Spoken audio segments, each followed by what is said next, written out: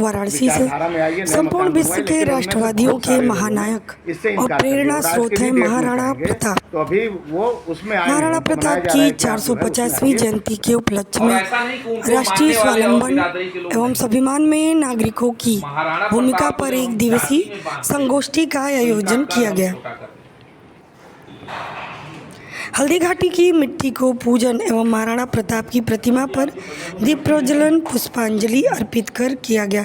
संगोष्ठी को संबोधित करते हुए विशिष्ट अतिथि डॉक्टर नगेंद्र सिंह, निदेशक महामना पत्रकारिता संस्थान महात्मा गांधी काशी विद्यापीठ ने कि आज के परिदृश्य में महाराणा प्रताप की प्रासंगिकता कहीं अधिक है।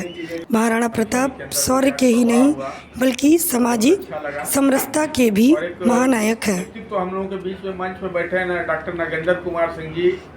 वाराणसी से संवाददाता ओम प्रकाश पटेल की रिपोर्ट। मैं भी था, अजय सिंह भाभी जी भी थे। आप 11 मई लग रही है बाकी तो ये चलिए जो है, जब महाराणा के विचारों को हम लोग जिएंगे तभी आत्मसात होगा, तभी अखंड भारत का भी सपना पूरा होगा और तभी महाराणा के सपनों का भारत जिसको एकजुट रखना चाह रहे थे वो पूरा होगा। प्रणाम करता हूँ आप लोगों को। समय ज़्यादा हुआ भैया।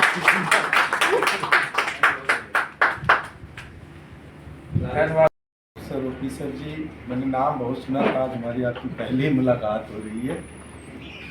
ये बाबू जी के कारण ही हुआ। कल मैंने किसी नाम पर इसी पर मैं चौक भी गया था, तो फिर हमने कहा कि नहीं चलिए ठीक है, तो ऐसे लोगों से मिलना मेरा अपना सौभाग्य है और मेरे साथी हैं। बातें तो बहुत हैं, लेकिन हम समझते हैं कि बातों का सिलसिला होता है और चला जाता है, लेकिन हम करते कुछ नहीं। तो महाराणा के उन्हीं विचारों के साथ, उन्हीं संकल्पों के साथ जो महाराणा तो हम लोग का जो भारतवर्ष है ये बहुत अखंड के हम लोगों में से कोई भी आधी रात से पहले नहीं सोया होगा। बनाना है और अखंड भारत ही नहीं बनाना है। कई बार बात सुधार किया जाएगा। पिछले साल का नहीं है नहीं तो 2024 आग्रह करूँगा कि आज ही घटा, जैसे ग्रुप साथ जी बोलेंगे, अन्य लोगों ने, ये हमें एक पेज में होना चाहिए। कल हम अपनी पीढ़ी को ये बता सके कि महाराणा प्रताप। मैं कहता हूं राम, कृष्ण, बुद्ध, जैन तीर्थंकर जो भी आए, वैसे ही महाराणा प्रताप भी आए। का परचम उस समय लहराया था। आज उनके परचम को जीने वाले आज भी वो वहाँ के वनवासी हैं, जो कि आज भी न तो उन्होंने अपने पक्के मकान बनवाए हैं और न ही वो जो है किसी एक रिहायश परमानेंट उस पर तखत या उस पर सो रहे हैं। उनकी बैलगाड़ियाँ हैं भाई साहब, आप जा करके देखिएगा, बैलगाड़ियों में सोते हैं, बैलगाड़ियों के नीचे सोते हैं, उनका पक्का मकान नहीं बना है। यहाँ तक कि ये राजस्थान की भी सरकार है, इन लोगों ने भी निवेदन किया। लक्ष्यराज सिंह जो अभी थे, उन्होंने जाकर हो गया? नहीं आप बगल में जाएंगे, आप दोनों। कमल भाई आप लोग आ जाइए। अपना पूरा परिचय। मैं प्रोफेसर गुरु प्रसाद सिंह, बनारस हिंदू यूनिवर्सिटी में कृषि विज्ञान संस्थान में प्रोफेसर हूँ। महाराणा प्रताप जी की जयंती मनाई जा रही है, किस तरह से मना रहे हैं, कितना उत्साह है आप लोग को, कहाँ पे मनाया जा रहा है? ये महाराणा प्रताप इस देश के हीरो हैं और आदर्श हैं, तो महाराणा प्रताप की जयंती में उत्साह की कहीं कोई कमी नहीं होती है और देश के हर हिस्से में जिसको भी भारत के प्रति प्रेम है, अपनी मातृभूमि के प्रति प्रेम है, वो सब लोग बहुत प्रफुल्लित मन से महाराणा प्रताप की जयंती को मनाते हैं और राष्ट्रीय गौरव की अनुभूति करते हैं। कितनी उपस्थिति रही होगी और क्या बतौर मुख्य अतिथि के तौर पे आप लोगों ने किसी को आमंत्रित किया? ये तो एक छोटा सा कार्यक्रम था, 50-60 प्रबुद्ध जन यहाँ इकट्ठे थे, लेकिन प्रश्न संख्या का नहीं है। प्रश्न ये है कि हम किन लोगों के बीच अपने विचार और अपने मंथन को रख रहे हैं। फिर ये जितने लोग भी यहाँ आए थे, ये सब के पास एक बड़ा नेटवर्क है, एक बड़ा समाज है। तो आज यहाँ जो भी बात कही गई है वो एक बहुत बड़े वर्ग में जाएगी। किन किन मुद्दों पर चर्चा हुई?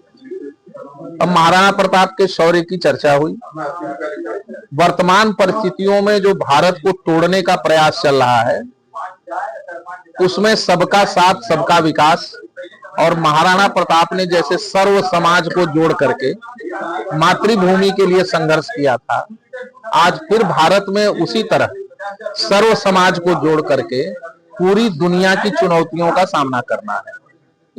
महाराणा प्रताप जी की जयंती मनाई जा रही है, किस तरह से मनाया गया है और किन किन बातों पर चर्चा हुई है?